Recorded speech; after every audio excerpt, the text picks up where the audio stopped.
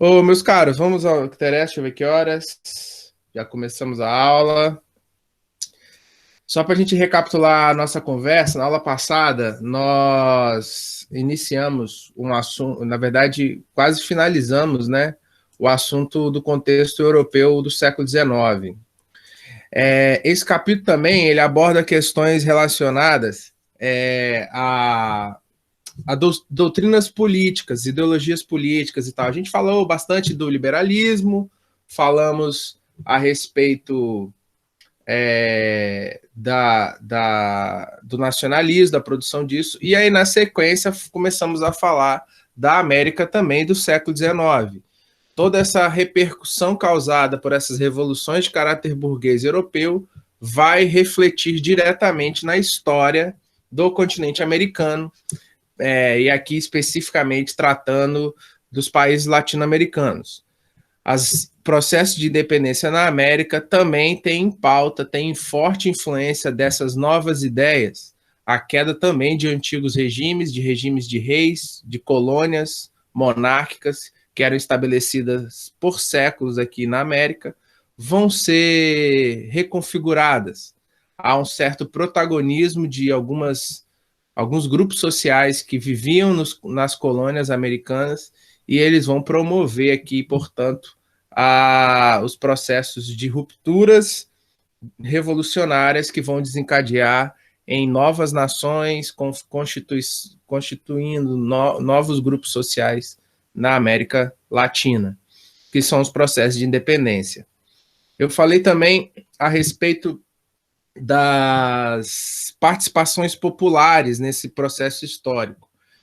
E aí, para a gente finalizar, tudo isso que está acontecendo vem de correntes e de ideias essas que persistem até hoje. Falei um pouco também sobre o socialismo, embora não aprofunda aqui, a gente já tratou disso em outros momentos, mas o socialismo ele surge como uma corrente filosófica. Havia a primeira geração de autores, os chamados socialistas utópicos, que acreditavam que sem o uso da força, sem a imposição de tais ideias, seria possível a humanidade caminhar para um socialismo que culminaria no comunismo, como destino final de uma sociedade em processo de evolução. Essa é a tese, resumidamente, do socialismo. E depois vem o socialismo científico, aí já do protagonismo de Marx, que vai, inclusive, criticar bastante essa primeira geração de socialismo, porque ele vai mostrar, com a sua construção de argumentos, que essa passividade não é possível. A revolução vem pela força. Não há como combater o modelo de sociedade industrial que aumenta as desigualdades, que toma das pessoas a única capacidade delas que elas poderiam ter prosperidade, que era o uso da força, as habilidades do trabalho. Ela perde aquilo que era o bem maior e entrega isso a um especulador, que aí os teóricos do socialismo vão chamar de capitalistas, industriais, ou, resumidamente, os donos dos meios de produção. Só que havia outras ideias também nesse século XIX, reverberando tanto na Europa quanto na América. É bem certo que tais ideias chegam um pouco mais tarde no continente americano, mas elas também vão ter forte influência aqui. Seguindo o curso, a gente tem outras teorias, também com forte impacto social, tudo nesse século agitado, tanto num continente quanto em outro. Vai ter uns camaradas que vão defender um negócio que é uma espécie de um socialismo mais brando, um socialismo, na verdade não é um socialismo, é um capitalismo social, uma reforma dentro do capitalismo. Galera, estou resumindo aqui, tá? É claro que essas teorias científicas elas são mais complexas, mas eu vou resumir, até porque você não precisa aprofundar nelas. Mas é a corrente que surge no finalzinho do século XIX, chamada social-democracia. A social-democracia está em vigor até hoje, inclusive na Europa, no contexto europeu do século XXI, ela é muito forte E é essa é a ideia de um capitalismo não tão agressivo, um capitalismo não tão sem freios, um capitalismo que pense de forma um pouco mais com políticas de base, com políticas sociais, que pense no desenvolvimento do todo, de todo o ecossistema, e não só aquela corrida econômica onde os com as maiores capacidades, os mais bem preparados, vão disputar mercados e vão prosperar à custa de outros menores. Então, resumidamente, seriam os princípios da social-democracia. Essas correntes vão dar origem aos partidos políticos, e alguns existem até hoje. Inclusive, essas siglas estão sempre relacionadas a essas doutrinas políticas. As siglas do partido, são abreviação de nomes, e alguns desses nomes estão relacionados a essas ideias. Bom, no século XXI, os partidos perderam um pouco o significado, né? Então, geralmente ele não está muito ligado à ideia originária do seu nome. Enfim. E uma outra corrente também que ganha as ruas no século XIX, mas se intensifica no século XX, é a corrente anarquista. Surge também o anarquismo. Aí é o contrário de social-democracia. Inclusive, é até mais radical do que o próprio socialismo. É a ideia de uma revolução social radical feita pelo povo, governada pelo povo, pelos trabalhadores, pelas camadas populares, e é uma ideia de autogoverno. O anarquismo, ele defende o princípio da não presença de um Estado, mas não é como o liberalismo. É sem Estado mesmo, uma sociedade que se autorregulamenta por essa revolução social radical. É por isso que geralmente anarquistas quebram tudo. Não sei se vocês estão ligados, o símbolo do anarquismo é aquele A com a bolinha e tal. Geralmente os movimentos de protesto nas ruas sempre tem grupos anarquistas envolvidos, porque falou que é para quebrar qualquer coisa ligada à instituição estatal ou enfrentamento ao próprio governo, Estado. O anarquista acha isso maneiro, porque ele defende isso como um caminho para a sociedade evoluir. Enfim, resumidamente, essas são as teorias, as doutrinas políticas do século XIX. O capítulo fala um pouco disso, então eu não poderia deixar de mencionar. Eu vou dar sequência ao conteúdo, que tem a ver com aquilo com que a gente está conversando aqui, porque é uma sequência, né, de toda essa consolidação desse Estado burguês, liberal, esse movimento, né, vamos dizer assim, essa tendência dos países se tornarem países voltados para a industrialização, de caráter burguês, desenvolvimentista e tudo mais. Bom, aí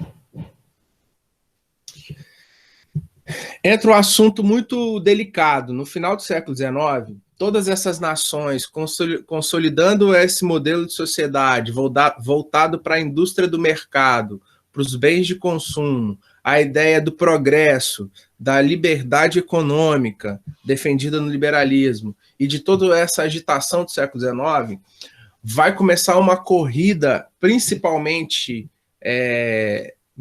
alimentada aqui pelas nações europeias e pelos Estados Unidos. Já no final do século XIX, os Estados Unidos entra no eixo aí de disputa para ver quem é a nação hegemônica. No século XIX, os Estados Unidos não era a nação hegemônica, a Inglaterra detinha todo o poderio econômico e bélico.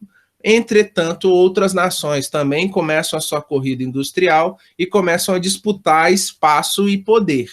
Poder político, poder econômico e poder social. E também cultural, de certa forma. Entre o modelo de sociedade de consumo e a necessidade de ampliar mercados, de buscar novas fontes energéticas, novas fontes de matéria-prima, porque nós estamos falando agora de uma sociedade totalmente voltada para a indústria e para a produção industrial. E aí, no final do século XIX, entra em cena essa história aqui, do neocolonialismo. A palavra neo, palavra de origem grega, significa novo. Colonialismo, a gente entende porque nós fomos colonizados. Então, a gente sabe o que é uma colônia, ou pelo menos deveríamos saber. Isso tem a ver com a nossa história. O processo de colonização aconteceu lá no antigo regime, por volta do século XVI, e se intensificou no século XVII e XVIII, que era o modelo dos absolutistas, de um rei mandando em tudo, praticando mercantilismo, e uma das práticas do mercantilismo era a colonização, explorar novas terras para extrair riquezas dela. E aí esse quadro é muito triste, esse quadro que está aqui apresentado no livro. Por quê? Porque ele está apontando diferenças, se é que existem. Existe, mas na motivação não tanto. Entre a fase do colonialismo e a fase do neocolonialismo. Então, o que é isso? Seria uma volta em cena, um novo modelo de colonização já no século XIX. No colonialismo, era a ideia das monarquias. Então, a gente tinha os estados absolutistas praticando o mercantilismo, até ter os exemplos aqui: Espanha, Portugal, França, Inglaterra e Holanda. E os objetivos eram a exploração comercial, especiarias, metais, e escravos, etc.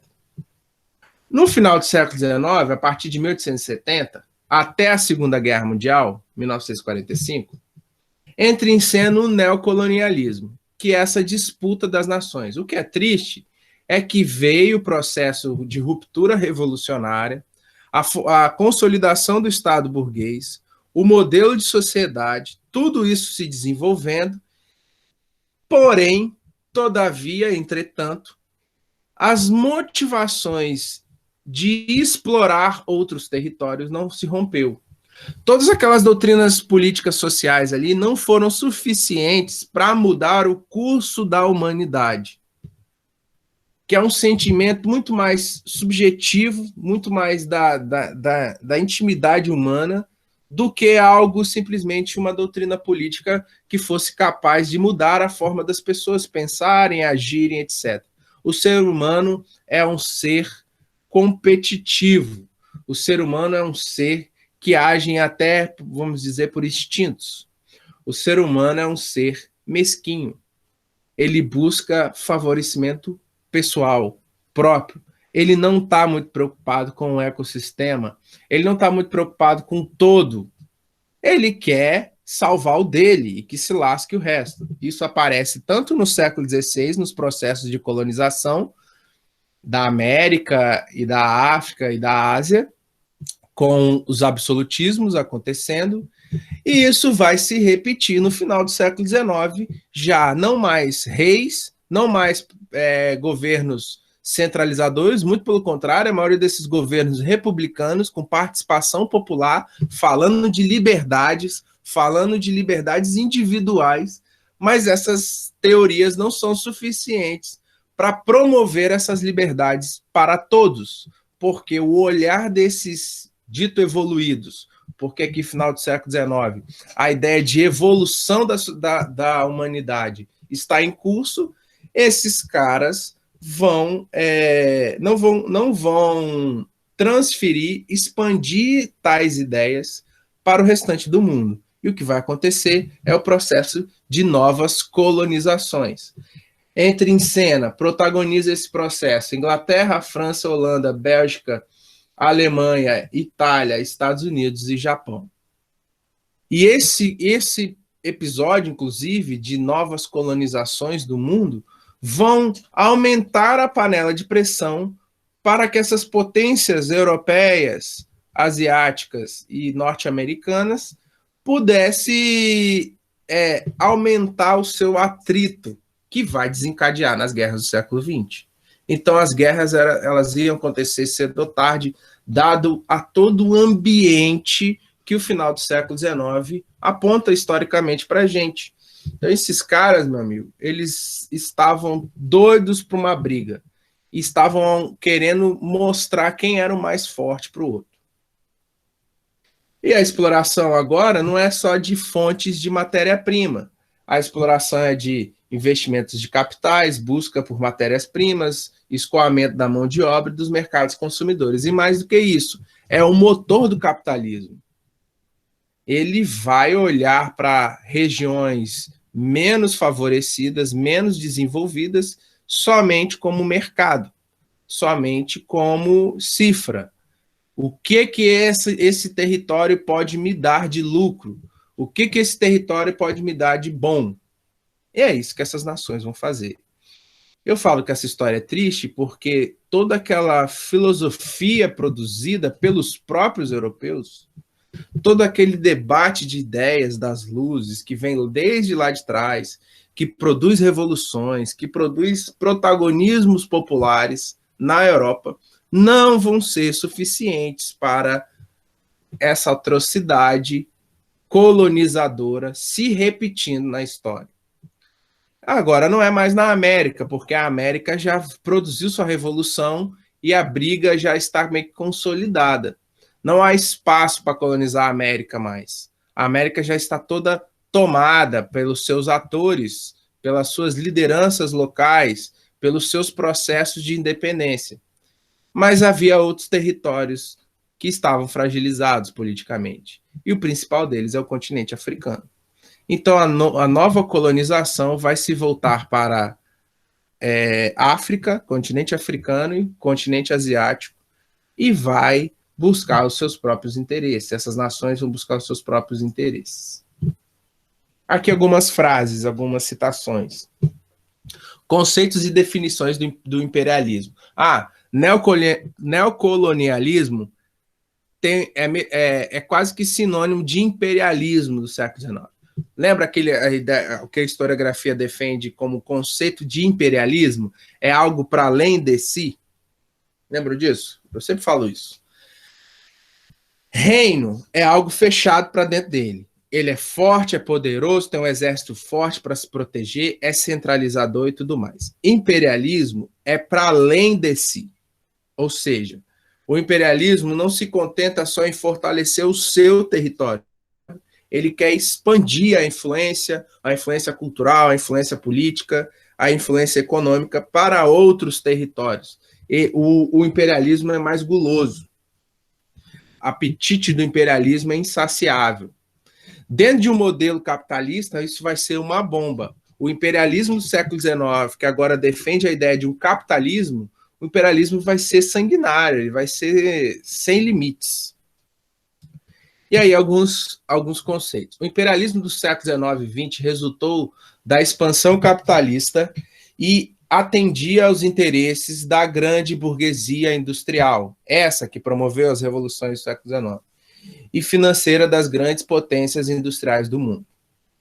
Decorrência natural do crescimento desmedido da economia capitalista e que a burguesia não pouparia esforços para obter lucros, mesmo à custa da dominação imposta a povos de todo o mundo.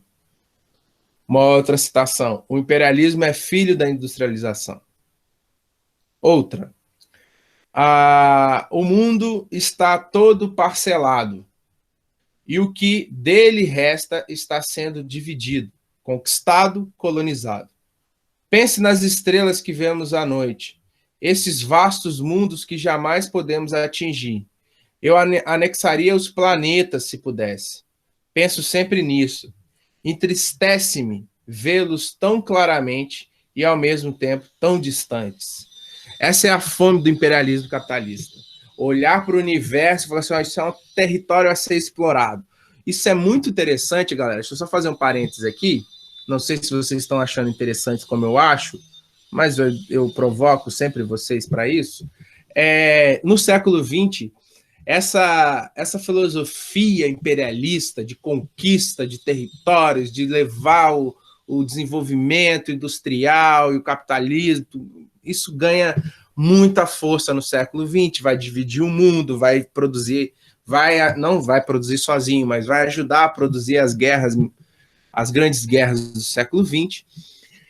E a indústria do entretenimento vai começar a viajar em cima disso. Na segunda metade do século XX, vem um clássico de George Lucas, que é Star Wars, que agora está sendo revisitado aí no século XXI pela indústria do cinema, com novas leituras dessa história. Mas Star Wars fez muito sucesso porque foi um romance, foi uma ficção em cima de uma tese que havia por parte das pessoas. Aliás, essa tese está presente. Tem muito capitalista interessado em colonizar o universo. Tem gente interessada em colonizar a Lua, os países vizinhos, ver qual é a nação que vai ter a melhor tecnologia de exploração disso. A partir do momento que quem se lança primeiro vai se desenvolver mais. A corrida espacial é motivada por essa ideia imperialista insaciável das potências industriais do mundo. Por isso que isso entra em curso aqui, isso está presente até os dias de hoje. Deu para compreender ou não? Fatores e objetivos da expansão imperialista. Bom, a segunda revolução industrial ela começa no século XIX e vai até o século XX. E as suas consequências econômicas e sociais. Vai motivar avanços tecnológicos, novas formas de energia e avanços científicos, novas técnicas produtivas, desenvolvimento da comunicação e dos transportes, a necessidade de abrir mercados consumidores para a intensa produção industrial, que é essa ideia da colonização, conseguir fontes de matéria-prima, que também faz parte do processo, carvão, ferro, petróleo, borracha, para as indústrias europeias. A necessidade de aplicar capitais fora da Europa, para quê? Para que isso? Quer bonzinho? Quer investir? Não. Quer ampliar mercados.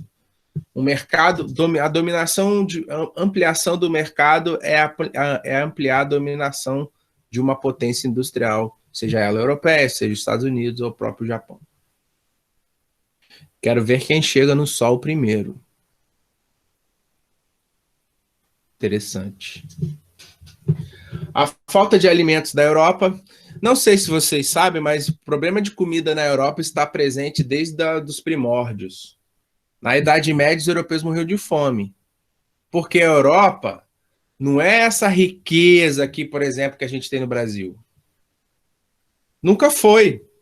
Alguns territórios, alguns países europeus produzem meia dúzia de alimentos. Eles dependem muito das exportações.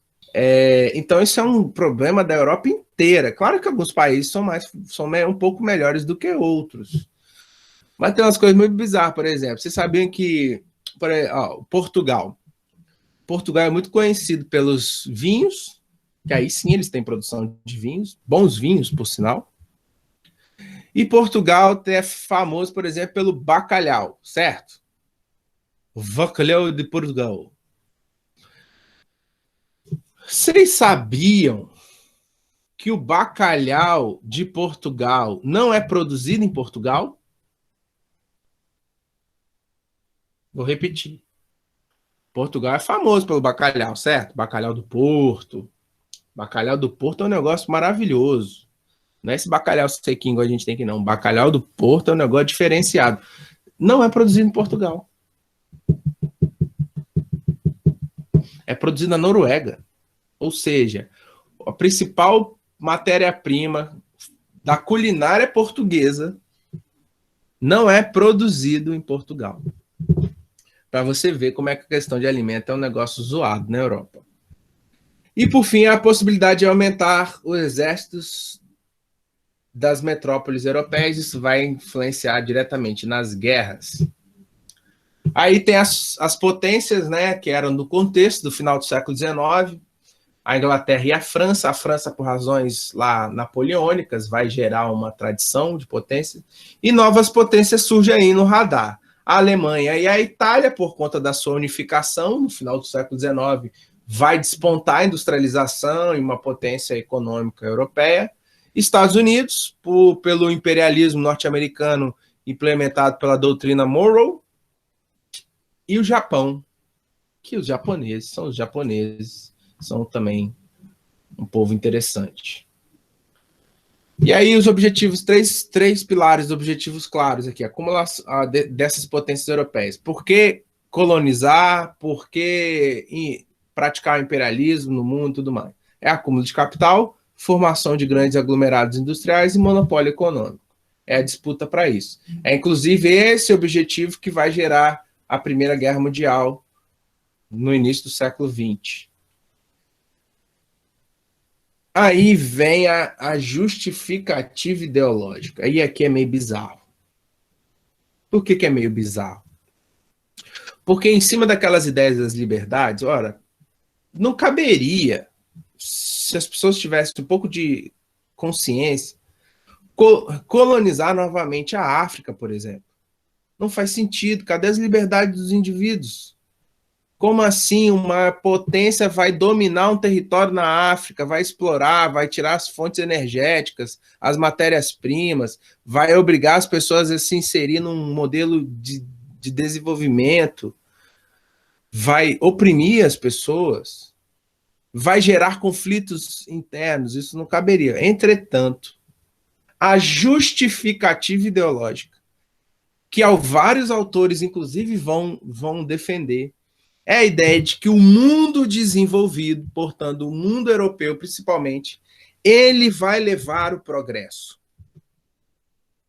Gente, isso é uma das coisas mais bizarras do mundo. Isso existe até hoje. O desenvolvido olha para o não desenvolvido e fala assim: eu vou levar o progresso, eu vou levar a civilização, eu vou levar o desenvolvimento. Por isso que é importante e necessário colonizar novamente. Precisamos levar o desenvolvimento industrial capitalista para esses povos.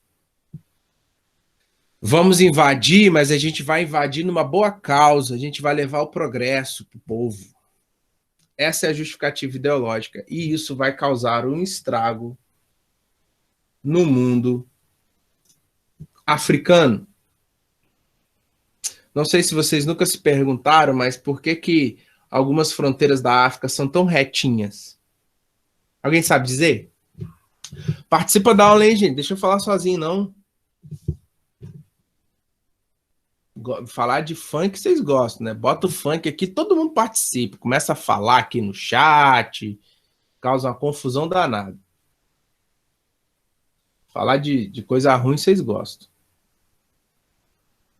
Por causa, tipo, das capitanias hereditárias. O quê? Ah, o mapa? É, interessante. Não sei se está falando meio que na zoeira, mas tá. Em termos subjetivos, o que motivou os portugueses, que motivou o sentimento que motivou, a motivação de Portugal de traçar linhas imaginárias para auxiliar no processo, na logística da exploração, é algo muito parecido aqui. Só que aqui não é uma nação só. Aqui são várias potências, aquelas que eu citei aqui, várias potências europeias sentadas, reunidas. Assim, ó, vamos fatiar o bolo. Quem fica com qual parte? Ó, tem uma parte aqui que é deserto pra caramba. Ah, não, essa parte eu não quero, não. Quero essa parte aqui, ó, que tem ouro, tem diamante, tem borracha.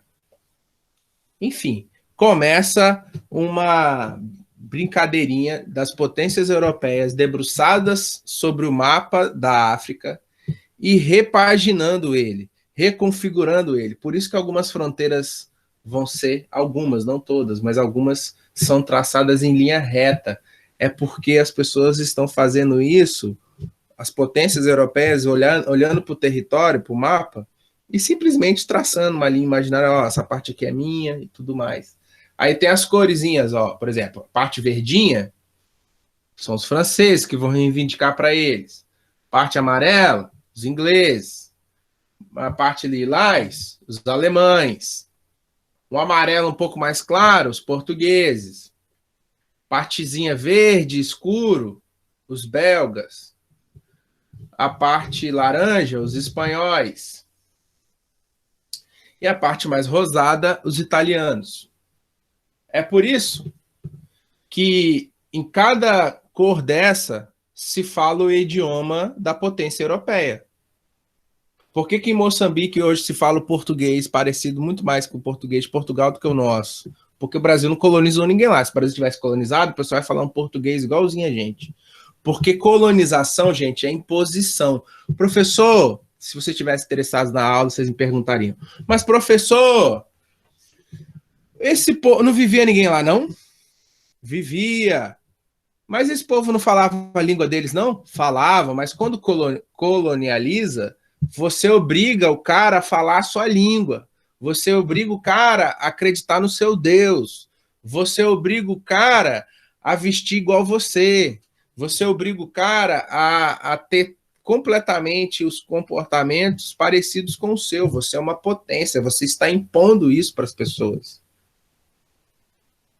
A Etiópia, mais tarde, aqui é do século XIX. Sacou? Calma que eu vou chegar lá. E é por isso que até hoje, por exemplo, mesmo nos territórios aqui, ó, desse amarelo mais opaco, que são dos ingleses, todos esses países falam inglês. Eles falam os idiomas locais, mas eles falam inglês também. Na parte verde, por exemplo, falam francês. Por isso que argelinos falam francês fluentemente. Vão para a Europa falando francês fluentemente. Por isso que o pessoal da Líbia, nesse processo agora recente do século XXI, de questão de imigrantes, correm para a Itália, porque eles falam italiano, então é a forma mais fácil de se restabelecer no novo território. Agora, é muito bizarra essa história, porque além do impacto social, o impacto econômico, o impacto político, isso vai causar guerras dificílimas de resolver em todo o continente africano. Por quê? Gente, toda invasão gera guerra. Olha o que os Estados Unidos faz hoje com o Oriente Médio. A hora que os Estados Unidos chega lá, beleza, não concordo com o atual governante do país, vou invadir a Síria. Vou mandar um monte de tropa para lá e vou invadir a Síria. Como é que tá a Síria hoje? Tá legal? Melhorou a invasão americana na Síria? Melhorou o país com a invasão norte-americana no Iraque, no Afeganistão?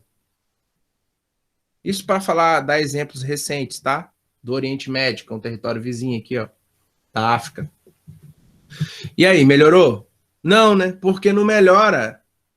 Tá para nascer um lugar que é invadido para melhorar. Geralmente a invasão vai ficar pior do que era antes. E no caso africano, tribos que viviam isoladas por serem inimigas, porque não tinham contato, porque respeitavam as diferenças, agora vão ter que conviver juntos. O resultado disso, eles não só vão ter problemas com as potências europeias invadindo eles, como eles vão ter muitos problemas entre eles. Vai virar um barril de pólvora. A África vira um barril de pólvora. Guerras constantes. Quer ver? Tem uma história, por exemplo, deixa eu achar aqui. Em Uganda tá aqui no meiozinho, não sei se tá dando para ver meu mouse. Tem aqui, ó, Congo, Belga, Verdão. Aqui do lado, pequenininho aqui, ó, Uganda. A interferência piora, com certeza.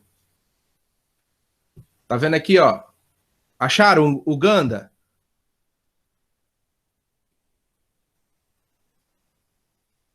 Sim, então.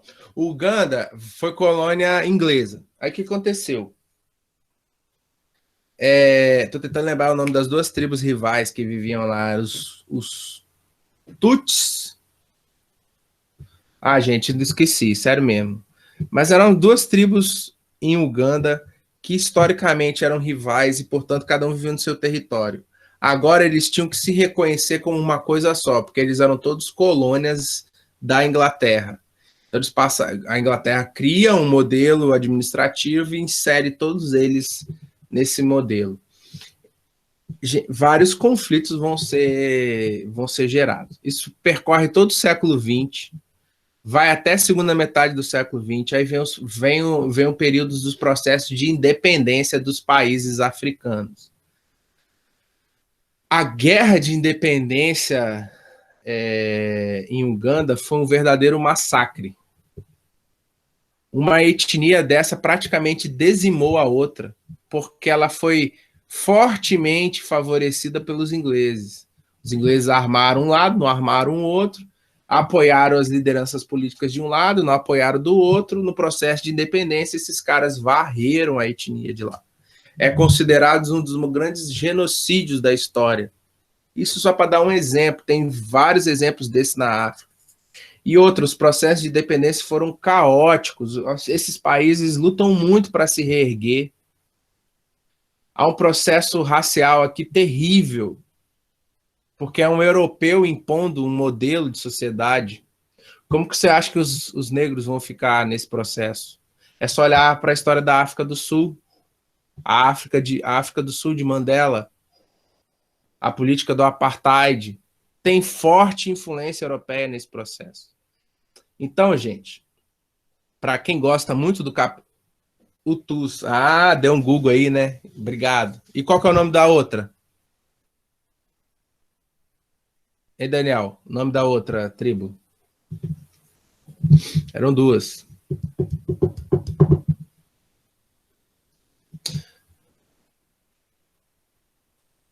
Tá. Beleza. Tá prestando atenção, né? Massa. Então, gente, é por essas e outras que eu sou capitalista porque eu estou inserido no capitalismo, mas é por essas e outras que eu sempre sou crítico a esse sistema econômico, porque ele produz esse tipo de coisa. Não tem como gostar assim apaixonadamente pelo capitalismo. Ele produz isso aí na história. Ele produziu no passado e produz no presente. Certo? Raquelzinha, quando Portugal vai colonizar na África, algumas tribos se relacionaram com os portugueses, ajudando no domínio dos demais rivais e tal, colonizar portugueses. Você está falando desse contexto aqui ou lá atrás, no século XVI, XVII? Você está falando da questão dos escravos, né? É no contexto do século XVII, da escravidão africana.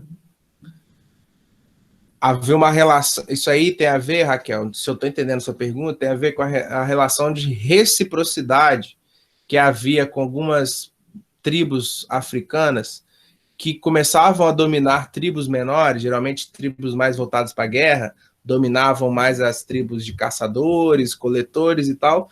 E ao dominar essas tribos menores, eles escravizavam essas pessoas e comercializavam, faziam escambo com os portugueses, tinha um acordo com os portugueses, essas tribos dominantes, é que comercializavam escravos com os portugueses e com os espanhóis. É isso? É isso, né? Lá nas feitorias, que eram aquelas fortificações no litoral do Atlântico, em que os portugueses e os espanhóis não entravam para dentro do território, eles não precisavam disso, eles não precisavam entrar no território africano para caçar escravos. Eles chegavam nessas feitorias, já tinham lá milhares de escravos sendo comercializados pelos próprios africanos dessas tribos que dominavam. Isso é verdade. Verdade, verdadeira. Bom, o episódio que marca esse processo de partilha da África por parte das potências industriais do mundo, da época, do século XIX, é chamado Conferência de Berlim. Ela aconteceu em 1884, durou até várias reuniões até 1885, para ver quem ia ficar com qual parte, entendeu?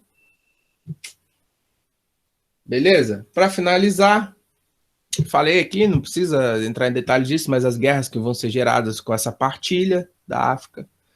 O mesmo vai acontecer com a Ásia.